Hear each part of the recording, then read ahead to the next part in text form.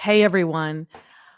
So it's really nice to be back, although I don't know that you could call this really back. I stopped the podcast, as you know, earlier this year, and I had no plans to come back, but I am going to periodically make an appearance.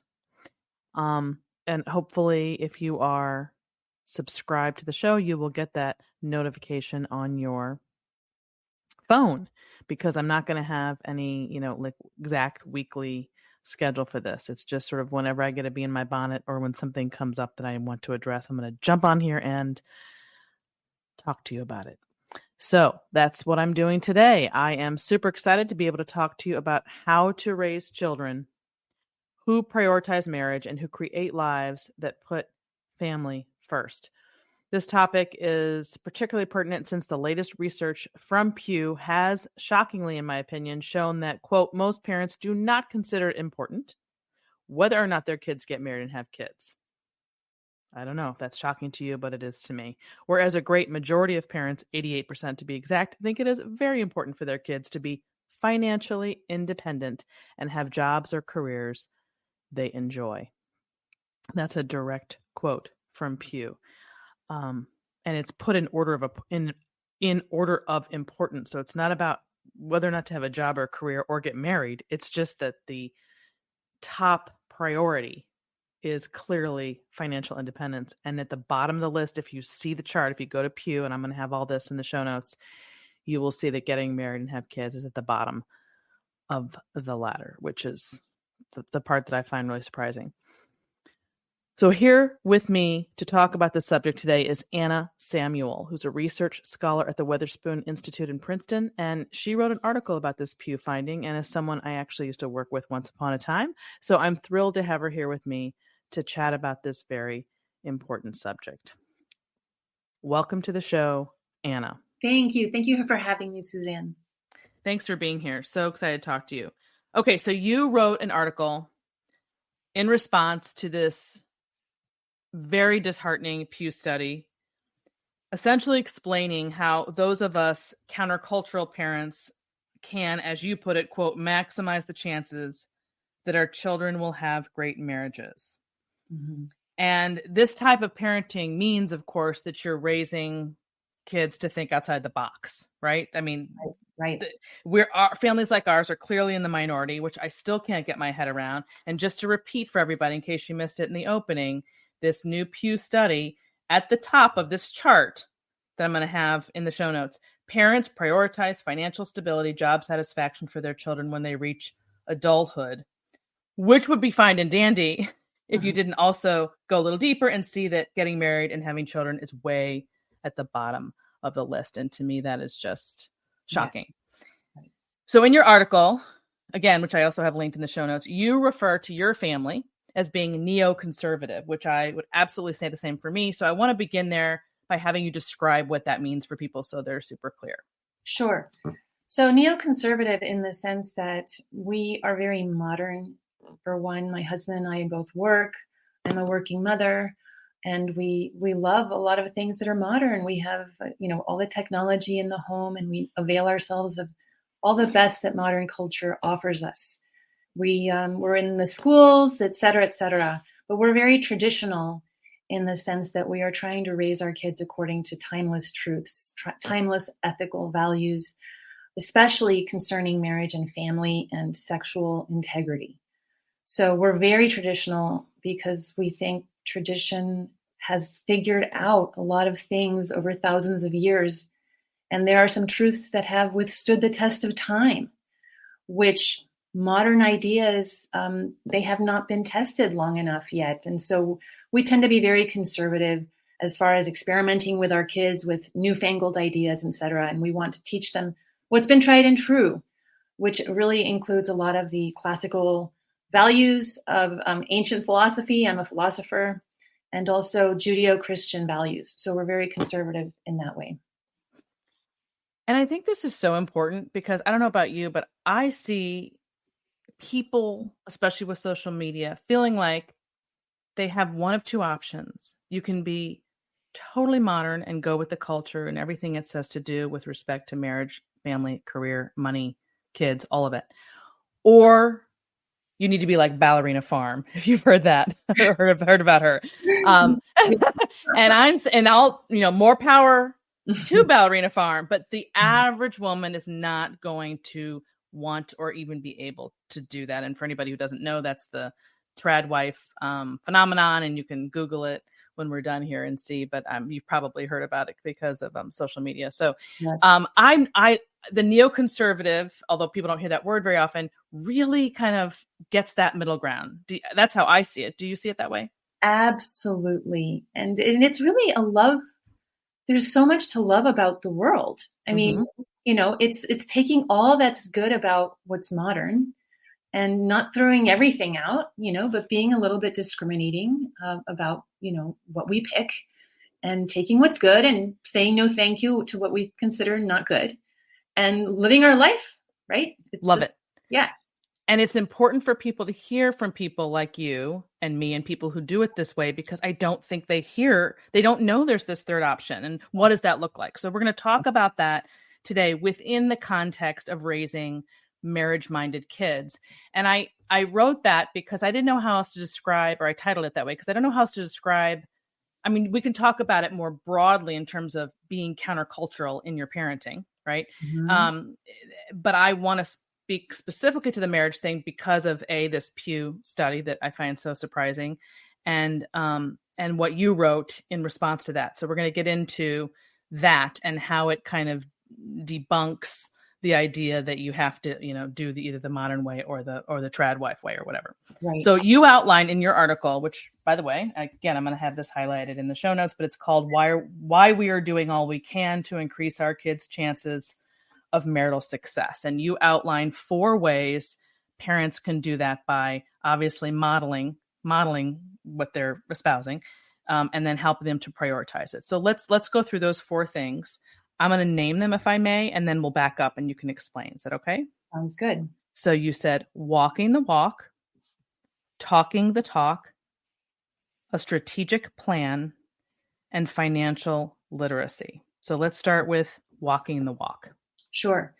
So my husband and I, and a lot of the families we know who share our vision, we've really prioritized having a pro-kid family. So setting up our home and family lives in ways that are really not that the kids are ruling the roost, but it's very pro-child. We're open to having lots of kids. We're open to being the hangout space. The door is open to the neighborhood children. We allow the house, the aesthetics of the house and the way the house looks to actually be kid friendly. There aren't any like museum rooms in the house. It's all, you walk in, you immediately see, okay, this is a house that absolutely loves kids.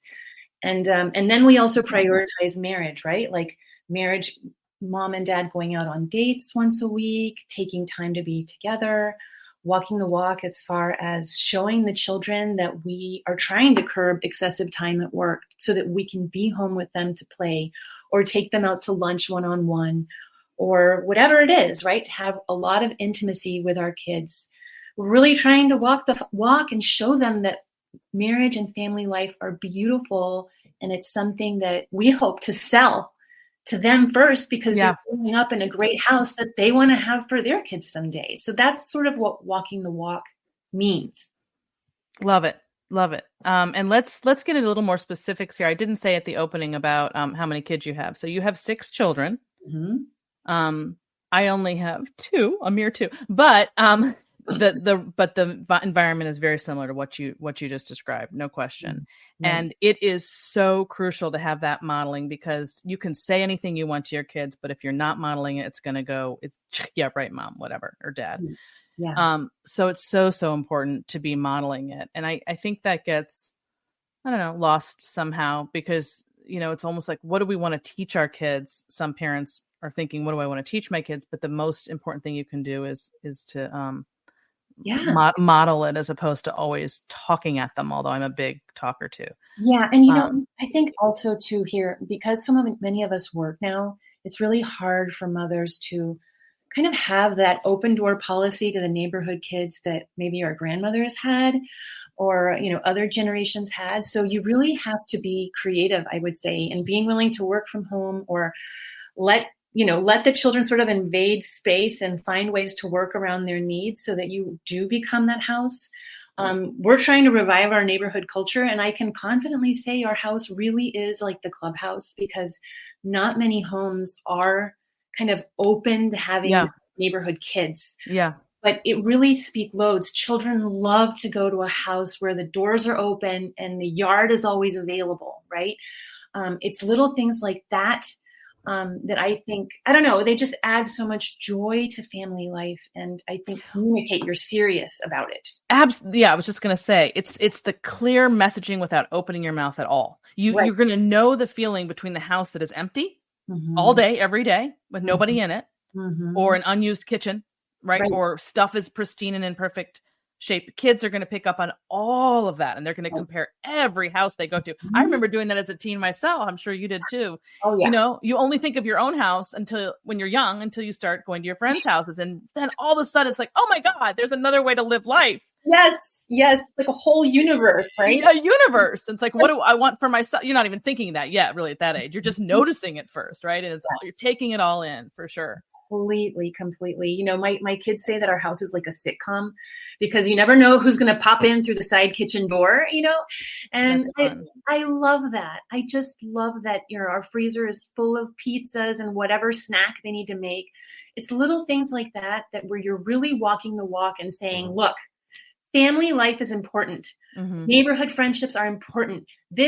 We consider all of this to be an important part of not being lonely and having a happy future. So we're without saying it with words, as you say, we're trying to implicitly show people, like, this is the kind of life we love. And we hope that one day you miss it and love it and want to create it for yourself and your neighbors too. Amen. So, and we're going to get to number 2 in a minute, but we have a daughter who's getting married in June. I think I mentioned that to you. Yeah. And she'll be 25, and awesome. And it's her college sweetheart. And, because that's so not typical these days, you get a lot of sort of, I don't know, it depends on who you're talking to. Either, oh my gosh, that's so great, because they get it, they know what we're talking about. And then there's like, oh, okay. Yeah. The raised eyebrows. Right. And all I think in my head is, no, we didn't set out and say to our kids, hey, get married at this age and in this way or whatever. But I do think, I'd like to think that it really was exactly what you just said, is just modeling the way to live life. And if you're doing it in a way that they would want to emulate, not that they want to copy your marriage per se, your dynamic, or your lifestyle necessarily, but just that it's something positive, like you said, then all that crap from the culture, put it off till later. Worry about yourself first. Go find yourself. All those horrible narratives that are now accepted as gospel are naturally questioned by what your own parents taught you. Exactly. They have another beautiful vision to compare that to. Yeah. Okay. So number 2, talking the talk. Okay. So here's where a lot of parents are like, oh, how do I do this? So we really do talk about marriage a lot. For example, there'll be times when my husband just does something awesome for our kids. Like, he'll surprise our kids sometimes, go to school and just take them out to lunch, right? One-on-one. It's during their cafeteria time. He just picks them up, takes them to lunch, and they just have this awesome little one-on-one time. And every time my husband does something awesome, I say to my kids, didn't I pick a great dad for you? Like, aren't you glad I married him? To sort of convey to them, look, like, I made a very conscious decision to pick somebody not only that I would love, but that I knew would make a really awesome dad, right? So you have to make explicit what is implicit. You cannot assume that they are actually always putting the pieces together. Yeah. You have to narrate things for them, right? So so my teenage daughters will comment on how whatever guy did for whatever girl at the dance. Be like, wow, do you think those habits are going to lead to a good relationship and maybe a marriage down the line? How do you think, really help them process what they're seeing through the marriage lens, right? Everything is useful, right? Everything. and it's not about like criticizing other families, but sometimes we'll talk at dinner about why certain marriages failed around us. We'll say, unfortunately, such and such person is divorcing her husband, and, without saying things that are not public knowledge, right? We don't want to be discreet, but you can say like, he really prioritized his job, or he cheated on her, or whatever. And you talk about that at dinner, so that kids get insider knowledge into, wow, what makes a good marriage work, and what kinds of character traits do you need to avoid at all costs? Like, it really is about getting them to think things through from a very young age. So I'm chuckling because this is, literally how we raise our kids. And it's to the point where my daughter would be like, I don't need to hear anymore. I got it, Mom. I am so clear. My son's a little bit, he kind of laughs about it, but they are so over-equipped. I want to know, did you get anything like that from your kids? And do you think that there is such thing as being over-equipped? Oh my gosh. Well, the way my daughter has put it is like, Mom, why does everything always circle back? Totally. To like sex and marriage and like all roads lead to this. Yes. She's like, I just want to talk about this without getting a lesson or a message. Oh my gosh. Well, you know what? Deep down, like, they're probably appreciative, but yeah, we probably do overdo it sometimes. So it's good not to be a fire hose of information. Yeah, exactly. I'd rather do that than the other, but right. Yeah. Okay. That's funny. Okay, so number 3, which I love because this really gets into, so I have a book out, or I had a book out earlier this year called How to Build a Better Life. And it talks very much about the plan and the roadmap for the future and money and all of that. So this speaks to me on that. Okay, so explain to everybody the strategic plan, which is essentially, I think, all about dating, career, marriage, and just sort of a roadmap for that. Sure. Well, first of all, I'll have to get your book. I haven't seen it yet. Yeah. So thanks for that tip. Okay, so strategic plan for dating. So we are used to making strategic plans at work all the time, right? If you're running an organization, they'll tell you need a strategic plan. It's like the 5-year goal. And then once you have that 5-year goal down, you narrow it down to 1-year goals and then 1-month goals. So you have like a very clear vision of where you're trying to go. And when my kids were in middle school, it became abundantly clear to me that they needed some sort of roadmap or a strategic plan for dating. So they understood how they get from point A to point B. So point A being now, you hear now in 7th grade with this crazy crush on that boy, to point B way down the line, ideally around age 25 in my view, where you're marrying a really great person. So little kids don't know all those milestone moments, right? So you have to sort of create that script for them so that they can put things in perspective, because otherwise these crazy little infatuations and crushes can get overblown in their minds. And so you have to help them process, okay, what's the purpose of this? I'm not going to tell you that crush is terrible. We're designed to, fall in love, and these emotions can be really good, and you can learn all sorts of good things about them. I'm not going to tell you that you're too young, blah, blah, blah, or give you some lecture. I'm going to say, okay, this is a foreshadowing of marital love. Romantic attraction is a beautiful thing, but this is what this is what we'd like you to do in 7th and 8th grade. So I just did 1-pager. 7th and 8th grade, you have friendships, really great friendships with the opposite sex, so you get to know them. Then freshman and sophomore year in high school, you get your good group of friends together, your posse, your co-ed group, if you're in a co-ed school, of really great fun friends that are going to bring out the best in you, because that's how we get socialized. We don't get socialized on Snapchat or Instagram or whatever. You really get socialized in real life groups where you're hanging out, playing capture the flag or watching a movie or doing whatever silly thing. And it's really about helping them to get socialized. And honestly, that used to come easy to kids when we were in high school. But it's a whole new ballgame now. It doesn't happen naturally. As the parent, you may have to do, you probably had to do this too, Suzanne, a lot of behind the scenes work to help your kids build that group of friends. Maybe it's at your house that they can hang out, or you're making suggestions, because otherwise kids just really don't hang out naturally like they used to. So for us, the strategic plan for dating includes just co-ed friendship healthy co-ed friendship for the first couple years of high school.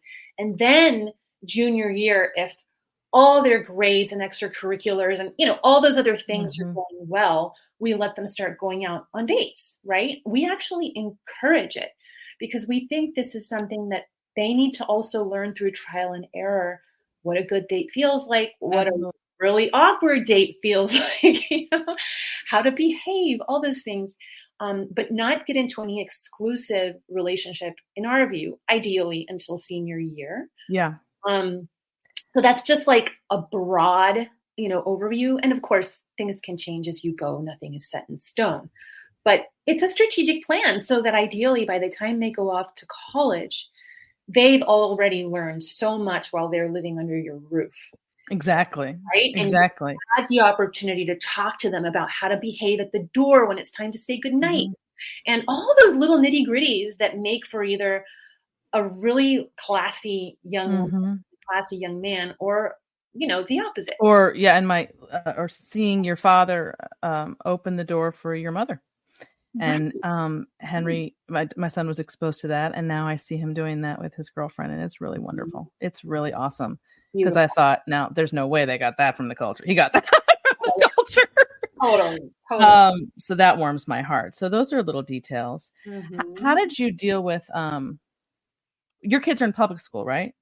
They're in Christian school. They're in a private Christian school. Okay, so same with me, but same with us. But I thought you had said something about public. So early in their careers, let's say their academic careers, a couple of them were in public schools. And so are you surrounded by a lot of families and friends who do parenting the way you do? Okay, so yes and no. If I hadn't gone out of my way to find like-minded families, I would not have been surrounded by them. Most of them are pretty mainstream, even in the Christian schools that we attend. Most of them are very... I call it acculturated, right? Is that what you mean? Word. Yeah. I didn't know what to call them. Yeah. That's a great word, acculturated. I had to really seek out like-minded friends. As you know, I'm involved in Canavox. I'm the academic director. And through Canavox, I also was able to find a lot of like-minded families in our area who have, we've really just talked a lot about these subjects together. So we're in both. I have one foot in both of those worlds, so yes and no. Okay. Interesting. Because you maneuver differently, right? Depending on who you're with. And then I assume, maneuver differently, not with what you're doing. You don't change what you're doing. But I don't know, maybe you're different from mine, but I just don't go there with certain families for whom I know it's not going to go over well. And I don't really have time for that. Right. So, for example, in other words, if your kids had friends whose families did it differently, I guess that's what I'm getting at. How do you deal with that? Because I think a lot of parents would need some help in that regard. Right. So I would say that's the norm. So most of my kids in their high schools, their posse, the friend group they have, their parents, it's not that they're not in agreement with us. They're just going with the flow, right? So yes, they're just not swimming against the current like our family is. Right. And I would say they're very sheepish. It's not that they disagree with us. They just don't know how to do it otherwise. Okay. Yes. You know what I mean? So I would say right now, so many parents are so disillusioned about marriage and they just don't want to see their kids' hearts broken and they don't want to see their children grow up, get divorced, have these horrible fights that last decades. Right. So I think a lot of parents our age just are staying out of that whole topic of marriage and all that. And they say to the kids, just do whatever you want. I just want you to be happy. They don't go there because they're just so disillusioned. Right. So I don't think it's this conscious decision to say, no, I don't care if you get married. I think that Pew poll, if the poll had actually asked more nuanced questions, I think you would have found a lot of these parents, they don't consider marriage important because they just are disillusioned and they agree. Better option. Okay. Yeah, I agree. So, they just don't know what else to do. Right. So what happens with, for example, one of my daughters right now, she's a senior in high school. over the years, she's building the Potsy, and most of her friends are acculturated and their families are cultured, but they absolutely love that their kids are coming over to somebody's house to hang out and actually accidentally start swing dancing or whatever they're doing in my kitchen, right? And so the parents will be like, oh my gosh, this group of friends is so remarkable. Like they seem to think it's some sort of accident of nature that their kids are socializing in this way without realizing that actually my husband and I are bending over backwards to try to. Amen. Oh my gosh. Right? Yes. So I would say that that's how I sort of handle it. I don't even verbalize what we're doing. I just invite them to a better way, and they're absolutely delighted. So awesome. That's how we handle it. Okay, good. Okay. And number 4 is financial literacy. And I put some little subsets here, and you correct me if I'm wrong about what I think you mean there. And one is that a job or a career is great, but it's more of a backdrop to a greater goal rather than being the goal. Is that a fair assessment? Yes. So it's a means to an end rather than the end, as philosophers would say.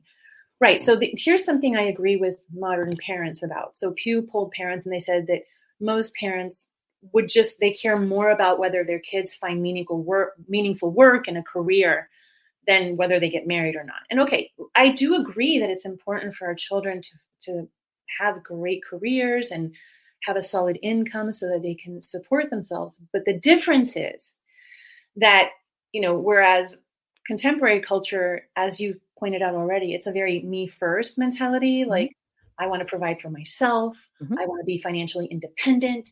I want to be able to travel the world. I want to blah, blah, blah, fill in the blanks, what you want to do for yourself. All that financial stability is actually, for neocons like me, in the service of serving others, right? It's not just about you. It's about, if you want to get married and have a family, then wonderful. You're going to need a good income and to be able to serve your family and provide for your family. Or if you don't get married, it's so that you can be a wonderful philanthropist, care for the poor, care for others in some other way.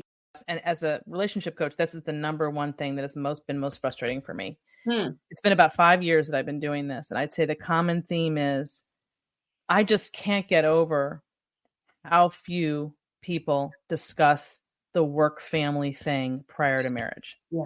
But I don't blame them, because I don't believe anyone is encouraging or telling them how to do that in advance of getting into that boat so that you're not stuck down the road.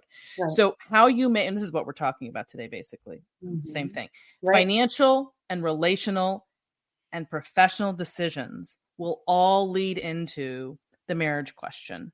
So even if you don't have somebody in your life right now, you want to make, and assuming that you do want to get married and have family, which still most people do eventually, even if they don't know when, you're going to want to make those financial, relational, and geographical too, and professional decisions that with that in mind, rather than putting it out of your mind, which is what the culture teaches, and just living for the moment and getting stuck down the line. Then they call me and they're literally, their marriages are a mess, and they are completely, despondent isn't even strong enough, because they cannot stay home with the baby they just had. Right. Yeah, completely. And, even I agree with you. You have to start talking when you're dating. And even if all that talk is provisional, nobody knows the future. So you don't know exactly what decisions you're going to make financially or professionally in the future. But what you're doing is what philosophers call, you're exercising your prudential muscles, right? You're practicing prudence. You are deciding how you might face these questions together. And those are very important dialectical and thinking through skills, right? One of the images I tell my kids, it's like, imagine that you're going to go rock climbing together in this really challenging mountain. You're standing at the base of the mountain, and a prudent couple, before they tie the knot, right? They look at the land. Okay, how are we going to climb this? There's a rough spot over there. There's that over there. If we have inclement weather, at least they talk about it, and they they understand how each other's minds work ahead of time. And they're practicing those communication skills that are really going to help them down the line. Because once they start going, once they're tied to the rocks and they're going up with all their equipment, The modern couples don't talk about any of that, and they start climbing independently of each other. So it's like they're doing parallel climb. I'll do my best climb over here, and you do your best climb to the right of me, but we're not connected to each other. We're just climbing together. But really, it's a me first mentality. And once they reach a rough spot, one person wants to do it one way and the other person wants to do it another way. They don't compromise. They each take their own route, hoping that they'll go meet at the top. No. A married couple, a neo-traditionally married couple, talks a lot down, from the bottom all the way. They're talking. And then when they start climbing, they get married. They tie the knot. They are tied to each other. They're climbing together. There's no me first mentality here. We make all these choices together. And I think when one person sort of falls, the other person is lifting them up, right? You're going to slow each other down to a degree when you have this teamwork mentality, but you're also going to become stronger together and wiser and make better choices for your family. So, it's just a whole different mindset. Wait, it's a whole different mindset. And basically what you're doing is describing the reason for Canavox, I think, in terms of describing what marriage is and what its purpose is, because there is no real understanding of what marriage is because we don't value it anymore as the country. And so there are going into it. I call it living like roommates. Everything you just described to me is just, you have a roommate. And if you, and everything you just described is manifested most clearly through the finances. And when you have the his and hers and you do you and I do me, that is when you're going to hit an inevitable clash. And you're going to have to make a decision as a team on something financial, and you haven't set the stage properly. And that is why it's falling apart, because that's not, marriage isn't meant to be done that way. Right. But again, not hearing it, and this is another way of counterculturally teaching this early on to your kids so that they at least can explain it when they run into somebody who potentially wants to do it differently from the way they do it. Yeah. And I mean, coming back to the financial literacy part of this, telling our kids, when you get married, you join your bank accounts. There's no my bank account, your bank account. We're working together as a team here. Now, statistically, it still remains the case that men usually earn more than women. Okay. I'm just reporting the statistics. Right. Most women prefer, especially mothers, prefer to work fewer hours because they want a day where they can spend time with their kids, they can work out, they can take care of their beautiful house. We kind of like having a day where it's not just all about our professional work. And we have that great privilege often of being able to do that, which, a lot of women don't have. I'm grateful to have it. But, if you do, looking back at the financial spreadsheet, I talk to my kids, look, if he's making, let's say, $60,000 a year and she's making $30,000 a year, okay, it goes into the $90,000, right? What if this goes to taxes? What if this goes to your health care? What if this, right? Walking through details of how a team thinks, right? Versus how a cohabiting couple thinks. Amen. Right? Yep. A cohabiting couple will think a different way. Each one will have their own health insurance. Each one is going to have their one 401k. A lot of these expenses are redundant, right? Like they really could just have, they could be, if they were uniting. Exactly. Right? You could go so much further. They're not understanding that. They think they're keeping themselves from getting hurt. No, you don't understand. You can build wealth faster, relational wealth and financial, by teaming up. Yep. You team up, right? And so once you explain how this plays out in the nitty gritties, I think your kids become just so financially literate and ready. And they go to college already thinking after college, not just what career, but what decisions am I making now that are going to maximize my chances of a healthier financial family, right? Exactly. Yeah. We're on the same page. We're on the same page. Yeah, actually, that the book that I told you that I wrote earlier this year, How to Build a Better Life, is exactly that. It's about how to set up your life counterculture, opposite of the way the culture teaches, so that you don't end up calling me 10 years down the road. I mean, that's why I wrote it, because I was so frustrating to see so many of these problems were totally and completely preventable if they had just had the right tutelage, growing up. Yeah. Okay, so there was another article on this Pew study from the Wall Street Journal, who coincidentally was also from a mom of six, which you don't learn until 3/4 of the way into the article, which I thought was interesting, by a woman named Jennifer Frey. I don't know if you know who she is. I've heard of her. Okay, it's called What Being a Parent Really Means. And I'm going to read a quote from her article about this same study. The question of parenthood cannot be separated from the question of human flourishing. If we value autonomy above all else and we understand freedom as the maximization of our options, then spending a life sacrificing for our children will seem like a very bad bet. As a mother of 6 myself, I can tell you that marriage and parenthood are leaps of faith that require individuals to go from thinking and choosing for quote unquote me to thinking and choosing for quote unquote we. Yes. This is a transition in thought and action that our culture increasingly struggles to embrace. Yes. If we no longer cultivate this receptivity in young people or help them to accept the loss of autonomy that comes with it, we will be poorer for it in a deeper sense than our demographers have the tools to articulate. Yes. There is no real understanding of what marriage is because we don't value it anymore as the country. And so there are going into it. I call it living like roommates. Everything you just described to me is just you have a roommate. And if you and everything you just described is manifested most clearly through the finances. And when you have the his and hers and you do the you and I do me, that is when you're going to hit an inevitable clash. And you're going to have to make a decision as a team on something financial, and you haven't set the stage properly. And that is why it's falling apart, because that's not, marriage isn't meant to be done that way. Right. But again, not hearing it, and this is another way of counterculturally teaching this early on to your kids so that they at least can explain it when they run into somebody who potentially wants to do it differently from the way they do it. Yeah. Yeah. And I mean, coming back to the financial literacy part of this, telling our kids, when you get married, you join your bank accounts. There's no my bank account, your bank account. We're working together as a team here. Now, statistically, it still remains the case that men usually earn more than women. Okay. I'm just reporting the statistics. Right. Most women prefer, especially mothers, prefer to work fewer hours because they want a day where they can spend time with their kids, they can work out, they can take care of their beautiful house. We kind of like having a day where it's not just all about our professional work. And we have that great privilege often of being able to do that, which, a lot of women don't have. I'm grateful to have it. But, if you do, looking back at the financial spreadsheet, I talk to my kids, look, if he's making, let's say, $60,000 a year and she's making $30,000 a year, okay, it goes into the $90,000, right?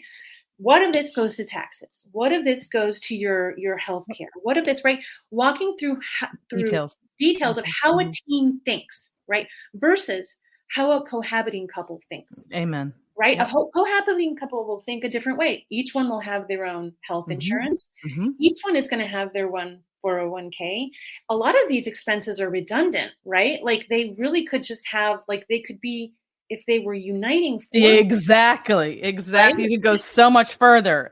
They're not understanding that. They think they're keeping themselves from getting hurt. No, you don't understand. You can build wealth faster, relational wealth and financial, by teaming up. Yep. You team up, right? And so once you explain how this plays out in the nitty gritties, I think your kids become just so financially literate and ready. And they go to college already thinking after college, not just what career, but what decisions am I making now that are going to maximize my chances of a healthier financial family, right? Exactly. Yeah. We're on the same page. Yeah, actually, that the book that I told you that I wrote earlier this year, How to Build a Better Life, is exactly that. It's about how to set up your life counterculture, opposite of the way the culture teaches, so that you don't end up calling me 10 years down the road. I mean, that's why I wrote it, because I was so frustrating to see so many of these problems were totally and completely preventable if they had just had the right tutelage, growing up. Yeah. Okay, so there was another article on this Pew study from the Wall Street Journal, who coincidentally was also from a mom of 6, which you don't learn until 3/4 of the way into the article, which I thought was interesting, by a woman named Jennifer Frey. I don't know if you know who she is. I've heard of her. Okay, it's called What Being a Parent Really Means. And I'm going to read a quote from her article about this same study. The question of parenthood cannot be separated from the question of human flourishing. If we value autonomy above all else and we understand freedom as the maximization of our options, then spending a life sacrificing for our children will seem like a very bad bet. As a mother of 6 myself, I can tell you that marriage and parenthood are leaps of faith that require individuals to go from thinking and choosing for quote unquote me to thinking and choosing for quote unquote we. Yes. This is a transition in thought and action that our culture increasingly struggles to embrace. Yes. If we no longer cultivate this receptivity in young people or help them to accept the loss of autonomy that comes with it, we will be poorer for it in a deeper sense than our demographers have the tools to articulate. Yes, love it. Let me react in a very personal way. Okay. Well, first, let me say one sort of philosophical thing, which is that idea of autonomy. It sounds great, independence, self-sufficiency, but in real life, it actually turns out to be very lonely. Right? When you hear autonomy, I almost want you to automatically think loneliness. Okay. Let me now get to a little bit of a personal reflection. When I was so I went to graduate school at the University of Notre Dame. I was a political theorist. I was working my dissertation. And when I got married, I was still working on my dissertation. And when I got pregnant with the first kid, I had all these, illusions of grandeur. I was going to go become a great political theorist. When I got pregnant with our first, and I started coming to grips with what motherhood was, I felt very much like my career was this little plant, this little seedling that was coming out of the ground, this healthy little plant. That was my career. And suddenly motherhood felt like this giant boulder that just fell on my little plant. Okay? Sure. My autonomy getting crushed. Me feeling like, oh my gosh, this whole motherhood thing and being open to having children and family and my husband's needs was completely invading my autonomy. And I felt it as a very kind of violent act. And I struggled in those first years to really write and hold on to my career. And I felt like my husband had to just push the boulder a little bit to the right so that I could get air to my little plant so that it could grow. Fast forward a decade later, I found my career. I found my plant growing around this boulder, beautifully supported by this wonderful family that was helping me do work at a much higher level of reflection and wisdom and etc. And most of all, I wasn't lonely, right? And I felt accompanied, the kind of support that my family gave me. It just, that what I thought was this crushing boulder turned out to be the greatest scaffolding that my career could have ever asked for, right? And so at first, when that me mentality is getting crushed, you see it in a very negative way. But once you overcome it, you realize it's the best thing that can happen to us is giving ourselves to others and serving others and providing for a family, right? So it's about educating our children. And this comes back to the beginning of our conversation. If your family life, if the life you have in your home is this beautiful place where the children are flourishing, right? Everything that Jennifer Gray is saying, where human flourishing is the goal, child flourishing, teenager flourishing, mom and dad going out on dates flourishing, the whole family going to church services or Shabbat services or whatever services on the weekend, worship their God. If the full human flourishing is on display in your home, even if your kids go for a few years down that path of autonomy and personal meanness, eventually they will long for that kind of utopia of their youth. I think of it, my kids sometimes say that we live at the Shire. They feel like our family life is like the Shire and they go off to Mordor, right? Or Mordor to fight that dream. But they dream of one day creating a family life that is beautiful again. And that doesn't mean that we haven't suffered our fair share, right? Our family has suffered in important ways. But even in the midst of our hardships, we know what human flourishing and family flourishing looks like. And let me tell you, it does not look like autonomy. 100% agree. And that is the missing piece of the whole, I don't know, a marriage prep, lack of marriage prep for young people is there's just an exclusive spotlight on this concept of autonomy and financial independence, specifically financial independence, but just really any independence, like you said. And that clashes so supremely with marriage that if you've been raised in a home that is more, as we said before, acculturated, where parents then echo the cultural things like worry about marriage later, focus on yourself, build a lot of money, get a lot of money, keep your money separate, all these things, that person has been set up to fail, because 9 out of 10 times they are going to end up falling in love and wanting to get married, or many times, and they're not going to know how to do it. Right. I mean, that's the bottom line. Yeah. And, you do see marriages. I see marriages around me. I see families around me that are somehow holding it together in spite of having a very autonomous attitude, right? So the husband is like, it's about his life. He works and he puts food on the table, but he wants to play golf on weekends. And, he clearly is prioritizing his private life over family life. And same for her. She's very much prioritizing her me time. Often phrased as self-care, right? And then the kids are growing up in a way, they'll have to, whatever number of kids they have, but they're raising them to be very self-centric creatures as well. It's all about their extracurriculars and their clothing and the maximization of their opportunities. And you do see families that are somehow still holding it together with this autonomous attitude, but it's almost like individuals, like just passing each other in the night sometimes, right? Like they're holding it together, but I don't think it's really flourishing. You don't see deep friendships. You don't see some of the joy that you would like to see. You see them having dinner alone in their rooms, right? I'm not saying that that those marriages are bound to fail. It's just that a lot of times you think they really could have been far more happy if they had fully modeled for their kids what total self-gift looks like, right? Which is hard for all of us, right? It's a perpetual battle to fight that autonomous person inside of all of us. So it is. And I know what you're talking about. They can, marriages that function like that they could stay married for life in that state. And there's no question. I think the missing piece there of what you don't see with them, even if it looks like it's working, is intimacy. That you can function and go along and get a system going, but if you're not doing it together in this other way, you're not going to feel that closeness, I believe, that you would if you were working together. And to me, I mean, some people are happy that way, maybe, for me, that would not work.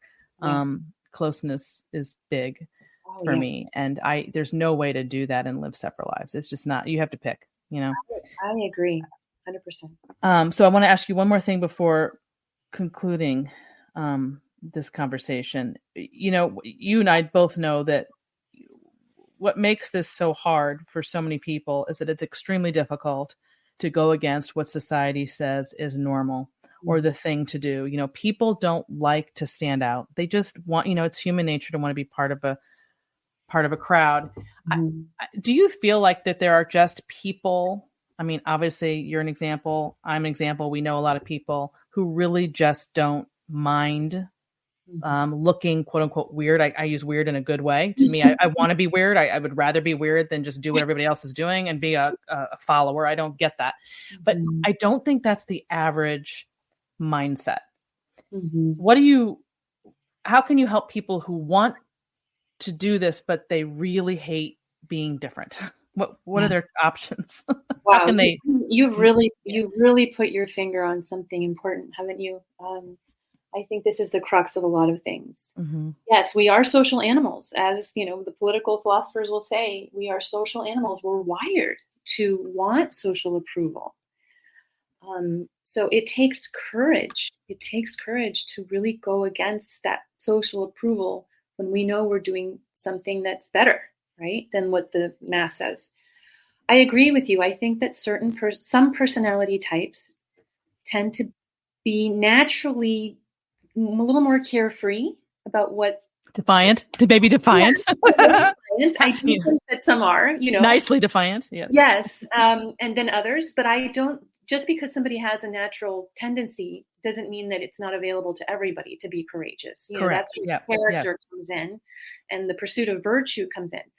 I tell my high school kids, because already they know that the majority in their high school are not making wise decisions. I say to them, look at high school. Who are the kids in your high school that are making the wise decisions? Are they the majority? I'll be like, of course not. All of us know if we look back at our high school, our middle school, that the majority of people in those places did not make wise decisions. So why should we think that the majority of any culture is going to be wise? It's like the democratic illusion that the majority always goes for what's exactly. Like adults can be worse than kids sometimes. Right. So, I do think that all of us recognize that a minority is going to be wise. So let's all seek to become that. And it usually involves baby steps, none of us becomes courageous all at once. At least when I talk to my kids, it's like I think one of the most daunting places ever is when you're walking into the cafeteria and you're trying to figure out where you're going to sit. As a high schooler, I remember that was one of the most horrible times of the day.